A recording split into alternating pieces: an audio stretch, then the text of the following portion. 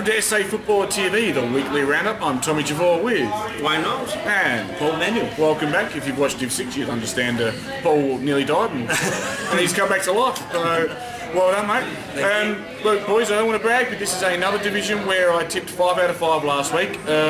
So I guess a lot of people probably did. So let's go straight into the results. But sorry, before we do that, it's a huge week in football this weekend. It's a weekend where we turn the corner. For the first time ever, you can listen to a live call of a SAFL game.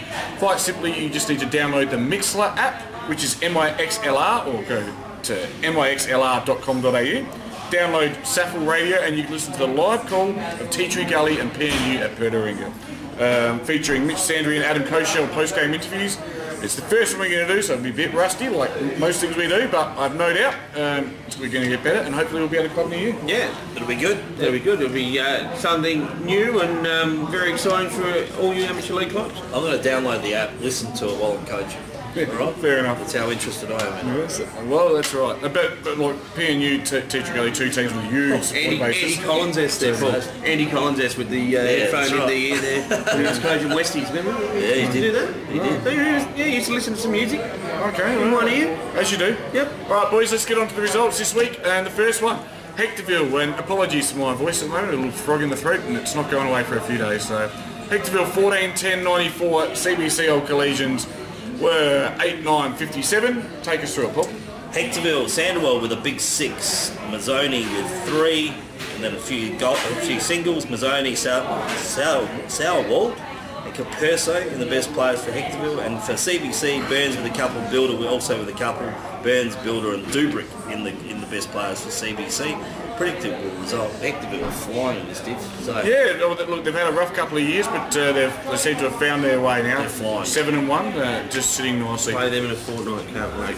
Yes, it'll be a good test. Yes. Next one was Rosewater and Elizabeth. Rosewater just starting to string a few wins together now. I really thought they'd tear this division to pieces, but they've found their way. 9-12-66, Elizabeth 7-10-52. Probably not the most impressive result, but at the end of the day, a bit close. Wins and losses are what they'll be judged by. Yeah, true. If they're 13-5, it's not going to say that they won 3 games by narrow margins or whatever. Yep. So for Rosewater, multiple goal kickers were Matthews, Reardon and Birch, whilst better players were Gafrida, Reardon and Marnie. On the Elizabeth side, Shepherd kicked 4, he was the only multiple goal kicker, whilst McConnell, Trent Greenshields and Stewart were the better players. So look, we expected that one, boys, and that one happened. closer than what it should have been. Should have been a lot closer than what it should have been. Yeah. It's hard to say if Elizabeth kicked goals in junk time. There's no. It's probably because Rosewater is still playing Jacobson. He's still getting a game. The diff, he'll be here for the Magoo's corner later on. I believe he's still getting a game. Yes. Now, look, let's move on to Wayne. Perks up, he gets the chest pokes out a little bit. I'm going to give him the opportunity to take us through better players and goal kickers. It was Lockley's 23-14-152. Far too good for Greenacres, 11-14-80. A 72-point win. Go. 6, Solomon Escoli kicked 6, Woolston with 3. Not even look at the paper. Not even had to look at the paper. And Tommy Russo kicked a couple as well. Polkey popped up and kicked 3 for Greenacres, 2 to Clark and 2 to Liddell. Best players was Martinello, absolutely tore him a new one. In right? Yep, absolutely tore him a new one. Escoli was sensational. He ran through the midfield as well, really helped us out in the third quarter, got us up and going. And Liam Narcis as well, played a great game. Clark Rantaster in the middle, I think it's Jared, I reckon that one's Jared. It was very good for them, House and Clark as well for Greenacres. And their goal kickers, do we give them? Yes, I did that already, yep. Just looking at this, mate, obviously I wasn't there, but what impresses me about Lockley's is I was there on Sunday and very, very happy place to be at the moment. Yes. Lockley's 11 different goal kickers, so the spread is good. The spread is good. We're still missing, we've got some blokes that work in the mining sector as well, so they're 2 and 2. I think we had another 4 or 5 changes last week. We've got a real good group of 30-odd blokes that can come through that A grade at the moment. So things are looking up, but Lockley's playing some good footy. Yes, obviously the assistant coach doing great things. Well, Zwecky's not bad either. Yeah, Z-Man goes okay. He knows his stuff. Next one, Paul, was Pulteney and Blackfriars. Blackfriars getting the job done again. 16 goals, 12, 108. Defeated Pulteney, 7 goals, 13, who was struggling again, Pulteney this year. Goal kickers for Blackfriars, Hillman with 4, Martin with 3. Daziani with a couple, Brincat also with a couple, and better players Kinsman, Vo, Brincat, Valenti, the normal guys in there. Curry with a couple for Pulteney, and Frick, Kimber and Harvey in the best players for Pulteney. Yeah, probably business as usual. As expected, we thought they'd be too strong. Maybe being at Morganov, we thought there might have been a bit more fight from Pulteney, but it's not something they've shown a lot of in recent years, unfortunately. No.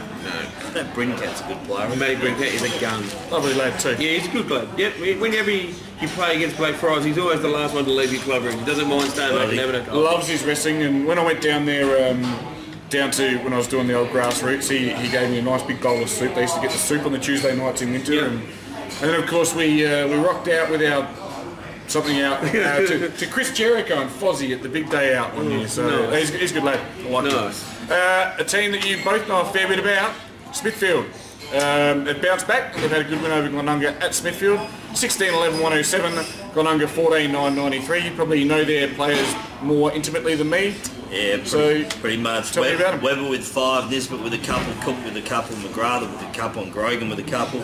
Grogan, yeah. Marshall, Norton, Thompson, Lane, and Garner in the best players again. He's got a beautiful kick, Garner. At about 70 metres, one step. And Glenunga, Leasy's mob. Just struggling a little bit this year. They got actually that's a closer game than I thought it would have been. Yeah, he'll get them better. There's a lot of kids there though. So they were within a goal all day, Yeah. so you know, and then obviously Smithfield will have kicked a couple late. So. And that's probably coming down to their age factor as well there. But towards the end, the younger lads probably not as body hardened, I suppose, and the bigger bodies of Smithfield probably prevailed. Yeah. Doesn't look like they were able to find a match up Smithfield down back for Chatty Burke as well. Yeah, Kicked 10 the other week. Yeah, he's leading the goal kicking, which we'll get to in a minute. So he's having a great Bus season. is a good player. Yeah. 3. Yep. Abel, Prosser, Jack White as well, the best players. He's starting to hit form. Yep. And the ladder is an interesting one. This could well be, and it might not be, it could well be a division where the top 5 have sorted themselves out as, you know, Smithfield sitting 5th on 5 and 2 games clear of CBC and 6th. Probably look the only danger at this stage. So the top 3 teams are 6 and 1 in Hectorville, Lockleys and Blackfriars. Rosewater and Smithfield on 5 and 2. And then the also rounds are CBC, Glenunga and Greenacres. And the never gonna run are Pulteney and Elizabeth, both 0 and 7 will get relegated. Yes. It's, you know why? Because they're not winning any games, A.